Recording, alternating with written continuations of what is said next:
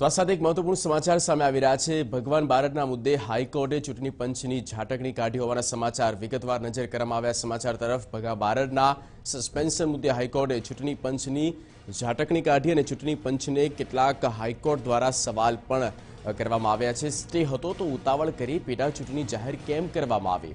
હાઈકોર્ટે આ સવાલ મૂક્યો છે। ચૂંટણી પંચે કેમ એફિડેવિટ આજે રજૂ ન કર્યું અને ચૂંટણી પંચે જવાબ રજૂ કરવા માટે સમય માંગ્યો છે।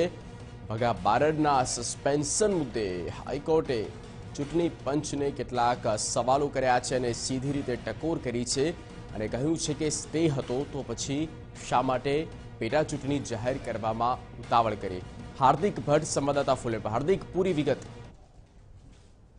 જગદીશ, ગુજરાત હાઈકોર્ટે આજે બરાબરની ઝાટકણી ચૂંટણી પંચની કાઢી છે, સાથે જ અલગ અલગ સવાલો પણ કર્યા છે। ગુજરાત હાઈકોર્ટે કહ્યું છે કે ચૂંટણી પંચે શા માટે આટલી વહેલી ચૂંટણી કરવાની જાહેર કરવાની જરૂર પડી? સ્ટે હતું તો પણ ઉતાવળ કેમ કરવામાં આવી?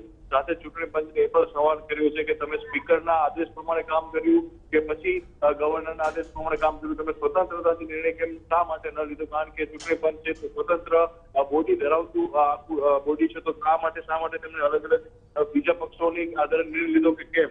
આ સહિતના સવાલો કર્યા છે। સાથે ચૂંટણી પંચને મહત્વનો સવાલ ગુજરાત હાઈકોર્ટે એ પણ કર્યો છે કે તમને અગાઉથી જ કહ્યું હતું કે તમે જે પણ જવાબ રજૂ કરો તે એફિડેવિટ સાથે જવાબ રજૂ કરજો, તો શા માટે આજે ચૂંટણી પંચે જે જવાબ રજૂ કર્યો તેની એફિડેવિટ ન કરી?